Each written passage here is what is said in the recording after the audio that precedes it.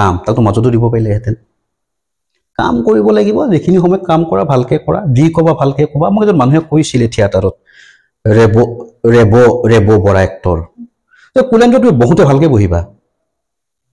খাওঁতে ভাল খাম মানে খাম পঢ়িম মানে পঢ়িম কথা কম মানে কথা কম চব ভাল হৈ যাব তোমাক তো মানে দূৰৰ পৰা চাই থাকিব বা ইমান ধুনীয়াকে কথা কৈছে ইমান ধুনীয়াকে বহিছে ইমান ধুনীয়াকে শব্দবোৰ কৈছে ভালৰ সমাহাৰ হৈ যাব বুলি কৈছিলে মোক মাজে মাজে ট্ৰাই কৰোঁ ভাল কথা এইটো মই আৰু এটা ভাষাৰ ক্ষেত্ৰত সুধিম মানে মই এই যে আপোনালোকৰ যিটো গাঁৱলীয়া আৰু যিটো চিনেমা জগতৰ যিটো ভাষা চলে বহুত ডিফাৰেন্স হয় আৰু যিটো আপুনি একদম হেতু জন্ম হোৱাৰ পিছৰ পৰা যিটো ভাষা কৈ আছিলে ঘৰত আৰু চিনেমা জগতত আহি যিটো ভাষা কৈ আছে বহুত ডিফাৰেন্স হয় আৰু বস্তুটো আইটোতে কিমান দিন লাগিছে আৰু কেনেকৈ কৰিছে প্ৰতিটো মুহূৰ্তত ব্ৰেইনটো সজাগ হ'ব লাগিব মই কি ক'ম নিজে কোৱা কথাখিনি যদি নিজেই নুশুনে ভুল হ'বই কৈ থাকিব লাগিব শুনি থাকিব লাগিব গৈ থাকিব তুমি যে কৈ আছা কুৱেশ্যন কৰি আছা তুমি শুনি থাকিব লাগিব মই যে ক'লো মই যে নিজেই নুশুনো ভুল হ'বই মই নুশুনা কথা এটা ক'ম হা ভালে আছা মই শুনা নাই সেইকাৰণে শুদ্ধ শব্দটো মই নুফুটিল মই ভালকৈ যে শুনি কওঁ ভালে আছা শুনি কৈছোতো শুনিব লাগিব কিতাপ পঢ়িব লাগিব আৰু অসমীয়া ভাষাটো জানিবৰ কাৰণে আৰু এটা কাম কৰিব লাগিব সেইটো হ'ল ভূপেন্দ্ৰৰ গান শুনিব লাগিব নিষ্ঠাৰ নাই তোমাৰ অভিধানো পাত্তা নাপায় ভূপেন্দ্ৰৰ গানৰ ওপৰত জুবিনদাক মই ভাল নাপাওঁ জুবিনক মই ভূপেন্দ্ৰৰ তুলনা নকৰোঁ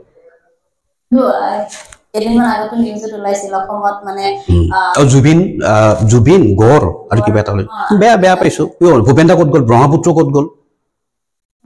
বৰাক ক'ত গ'ল ভূপেন্দ্ৰবিহীন বিহুও নহয়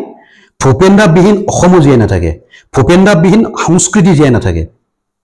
ভূপেন্দ্ৰ বহুত ওপৰৰ মানুহ বহু ওপৰত পঢ়িব লাগিব দিহিঙে দিপাঙে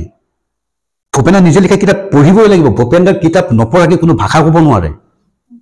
তেওঁ শংকৰদেৱক ফ'ল' কৰিছিল কথাবোৰ তেনেকুৱা ন জুবিনদাই ক'লে নহ'বতো মই আছো চাহ আছে আৰু গড় আছে এইকেইটাই বোলে অসমক চিনাকি ন ভূপেন্দ্ৰ ক'লৈ গ'ল এই শব্দটো লিখি দিয়া আৰু ভূপেন্দ্ৰৰ মুখত থুৱাই দিয়াৰ মাজত কোনো পাৰ্থক্যই নাই সেইটোতো মানি ল'লো ভূপেন্দ্ৰৰ নিচিনা পৃথিৱীত মানুহ নাই মোৰ আদৰ্শ হয় বিষ্ণুৰাভা মোৰ আদৰ্শ মোৰ ভূপেন্দ্ৰ মোৰ আদৰ্শ ভূপেন্দ্ৰৰ গান শুনিবই লাগিব তেওঁ কি কৈছে বহু যাযাবৰ লক্ষ্যবিহীন মোৰ পিছে আছে পণ বহুত যাযাবৰ পৰি আছে ৰাস্তা ঘাটে তাতো লক্ষ্যই নাই ময়ো যাযাবৰ বাট মোৰ পণ আছে মোৰ প্ৰতিজ্ঞা আছে সেইকাৰণে ভাৰতত নপাই দিলে নহয় কথাটো গতিকে ভূপেন্দ্ৰৰ গান শুনিব লাগিব ভূপেন্দ্ৰৰ কবিতা শুনিব লাগিব ভূপেন্দ্ৰৰ ইণ্টাৰভিউবোৰ চাব লাগিব ভূপেন্দ্ৰৰ নিজে লিখা কিতাপবোৰ চাব লাগিব পঢ়িব লাগিব তেতিয়াহে ভাষাটো ক'ৰবাত নহয় ক'ৰবাত শুদ্ধ হ'ব জুবিনৰ গান শুনি ভাষা শুদ্ধ কৰিবলৈ মই মিছাতেই কষ্ট নকৰোঁ কেতিয়াও নকৰোঁ এইটো মই হ'বই নোৱাৰে মিঠাটো সদায় মিঠা তিতাটো সদায় তিতা ভূপেন্দ্ৰ তিতাটো ইমান ধুনীয়াকৈ কয় আদিল হুছেইনে আদিল দাই চাউল ইমান ধুনীয়াকৈ কয় চাউল ঘূৰি দিব লাগিব কোনে কৈছে শব্দ ব্ৰহ্ম ন ভূপেন্দ্ৰৰ দেখা নাই ভইচটো কেনেকুৱা একদম হাৰমনিয়ামটোৰ নিচিনা গড়াই থাকে গতিকে ভূপেন্দ্ৰৰ লগত মই কাকো তুলনা নকৰোঁ তেওঁ পল ৰবচনৰ লগত কথা ক'ব তেওঁ বব মাৰ্লিৰ কথা ক'ব এইবিলাক কথা ক'ব তেওঁৰ লগত লেয়াৰটো ঠিকেই আছে প্ৰতিমা বৰুৱা পাণ্ডেৰ কথা ক'ব কিন্তু আৰু ভূপেন্দ্ৰৰ লগত তুলনা নহয় আৰু সেইকাৰণে কৈছোঁ যে ভাষাটোৰ কাৰণে শুদ্ধকৈ ক'বৰ কাৰণে ভূপেন্দ্ৰৰ গান শুনিব লাগিব আৰু আপোনাক মই আৰু এটা কথা সুধো যে আপুনি যে এইটো জগতত আছে বৰ্তমানলৈকে আছে কেতিয়াবা যিমানটো শুনিছোঁ আপোনাৰ দুখৰে বেছি আছে তাৰ মাজতো একদম আটাইতকৈ বেছি সদায় যাতে সেই বস্তুটো এতিয়াও খুন্দা মাৰে তেনেকুৱা এটা মিঠা আৰু তিতা অভিজ্ঞতা কওক মিঠা পোৱাই নাই মিঠা ক'ত পাইছোঁ জানা যেতিয়া মায়ে ভাত সাজ দিয়ে মায়ে যেতিয়া কাষতে ৰৈ থাকে ন ভাত খাই থাকোঁ ন এনেকৈ মানে কাষতে ৰৈ থাকি যে মই মাৰ মুখখনি দেখা পাওঁ এনেকৈ যে মা সাহস মানে মা নোহোৱা হৈ গ'লে সেই তেনেকৈ ভাত মই নাখাম সেইকাৰণে মই লিখিছিলোঁ মোৰ আই যদি কেতিয়াবা হালধীয়া পাতবোৰৰ দৰে হঠাতে সৰি যায় এই গছৰ পাতবোৰ কেতিয়া হালধীয়া হয় কেতিয়া সৰি যায় ঠিক নাই যে মা যে কাষত থিয় হৈ থাকে বৰ ভাল লাগে এই মা যে কয় মা ভাত লাগিছিল মাংস লাগিছিল আৰু মোৰ ভাত বেছি হৈ যায় মাৰ ভাত সদায় বেছি উপলব্ধি কৰিবাচোন মা মাংস লাগিছিল নাই কিন্তু মা দাইল অকণমান লাগিছিল নাই কিন্তু পাকঘৰত মায়ে কি কয় মোৰ বেছি হৈছে অলপ মোক খাবলৈ মন নাই তই ল এই যে মা সেই মা কাষত থকা সময়খিনি মোৰ কাৰণে বিৰাট প্ৰিয় যিদৰে দেউতা কাষত থাকিলে মই ভাল পাওঁ এই যে চহৰত দেউতাকক পুতেকে চৰ মাৰি দিয়ে কিয় দিয়ে বাপেকে ৰাতি 11টাত ঘৰ সোমাই পুতেকে 2টাত একেলগেতো ভাত খাই পোৱা নাই একেলগে গৰু বিহু পাতি পোৱা নাই ভোগালীৰ ভোগ খাই পোৱা নাই অচিনাকি মানুহ যেন লাগে সেইকাৰণে চৰ মাৰি দিয়ে ইমোশ্যনবোৰ নাই সেইকাৰণে মই ঘৰলৈ গ'লে কি কৰোঁ মোবাইলটো অফ কৰি দিওঁ মই দেউতাক গাটো পিটিকি চাওঁ মাৰ ভৰিখন চুই চাওঁ মৰি গ'লেতো নাপাম ন অন্তত মোক ক্ষোভ নাথাকিব যে মই মা আৰু দেউতাৰ হাত ভৰি চুই নাপালোঁ মই দেউতাৰ পিঠিত নোম কিমান আছে মই জানো মোৰ মাৰ বুকুত থকা সোণালী চুলিডাল মই জানো মই মোৰ দেউতাৰ ভৰিৰ নখ কেইটা কেনেকুৱা মই জানো মই চুইছোঁ ন মোৰ ঘৰত গ'লে এটাই কাম মোৰ মা দেউতাৰ কাষত থকাটো এতিয়া আগতে বেলেগ আছিল আগতে জলকীয়া খেতিও কৰিছিলোঁ কবি খেতিও কৰিছিলোঁ আদি বুলি মোৰ ভতিজাটো আছে তাৰ লগত বেছি টাইম দিছিলোঁ কিন্তু মই এতিয়া লাহে লাহে মই মা দেউতাৰ লগত মা কি খাবি পঠা মাংস হ'ব মা কি চুগাৰ ফ্ৰী বিস্কুট মা কি খাবি মা আজি পিঠা খাওঁ অকল মা আৰু দেউতা মই এনে থকা সময়খিনিত মই মা দেউতাৰ ওচৰত যাব বিচাৰোঁ মই এতিয়াও যাম মন গ'লে মা দেউতা বহুত ওপৰৰ বস্তু কোনো ৰাখিব নোৱাৰে মা দেউতাক মই এতিয়া আপুনি যিহেতু মা দেউতাক মানে যিমানখিনি এটা ল'ৰা হিচাপে আৰু মা দেউতা হিচাপে যিমানখিনি শ্ৰদ্ধা ভক্তি সেইখিনি হয়তো আপুনি যিমানখিনি কথা কৈছে উঠিছে যে সম্পূৰ্ণৰূপে আপোনাৰ যিমানখিনি সাধ্য চেষ্টা কৰে চব মা দেউতাই দিছে আৰু কেতিয়াবা আপুনিতো কান্দিছোঁ কান্দিছোঁ কান্দিছোঁ বহুত কান্দিছোঁ এবাৰ ইমান দুখ লাগিল তাৰমানে হা জীৱনটোক লৈ সেইদিনাখনৰ পৰা মোৰ দুখ নালাগে মই মানুহ চানুহ মৰিলে মোৰ দুখ নালাগে আজিকালি মোৰ ভাগিনটো মোৰ সন্মুখত মৰিছে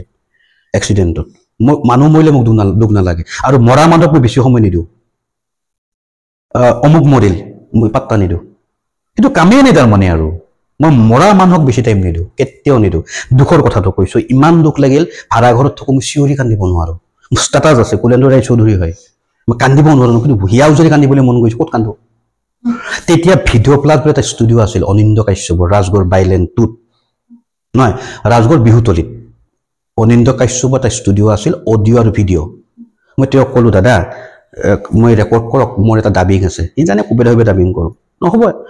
মই ষ্টুডিঅ'ত সোমাই লৈছোঁ ডাবিং ৰুমত মই কৈছোঁ হেৰি কৰক ৰেকৰ্ড কৰক মই তাত কান্দিছোঁ চাউণ্ড প্ৰুফত কোনো চাউণ্ডটো বাহিৰলৈ নাযায় ন হিয়া উজাৰি কান্দিছোঁ মই তাত সেই ৰেকৰ্ডটো মই লৈ আহিছোঁ আজিও আছে এটা কাৰণ নহয় এটা কাৰণত কুলেন্দ্ৰ ৰায় চৌধুৰী নাকান্দে যে ভাতৰ অভাৱত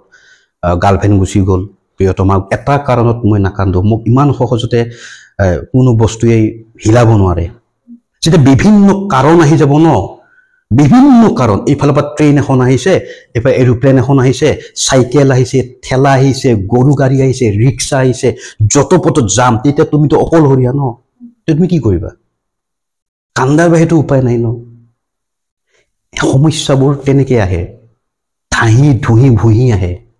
বানপানী নিচিনাকৈ আহিব যিদিনাখন সিদিনাখন বুজি পাবা আচল দুখটো কি আমি এনে কান্দো কেতিয়াবা সি মোক ঠগিলে মইতো নাপালোঁ নাটকখন বেয়া হ'ল মেট্ৰিকৰ ৰিজাল্ট হ'ল পডকাষ্টটো মোৰ নচলিব নেকি আমি কান্দো সেইটো কান্দোত সঁচা কান্দোন নহয় যেতিয়া মই যে ট্ৰেফিক জামৰ কথা ক'লোঁ এনেকৈ যেতিয়া আহিব ব্ৰেইনটো যেতিয়া মাজত থাকিব কোনো কাষত নাই এইটো এটা বেলেগ ধৰণৰ বস্তু আৰু সেই ইমোশ্যনবোৰ ইয়াত আছে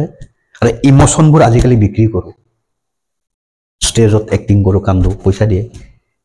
মই আৰু কাৰোবাক কান্দিবলৈ শিকাওঁ মোৰ ইমোশ্যনখিনি কান্দচোন এবাৰ সি কান্দিব লাগিব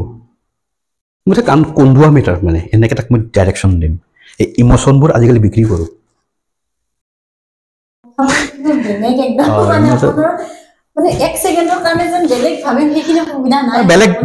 বেলেগ দুনিয়াত থাকোঁ মই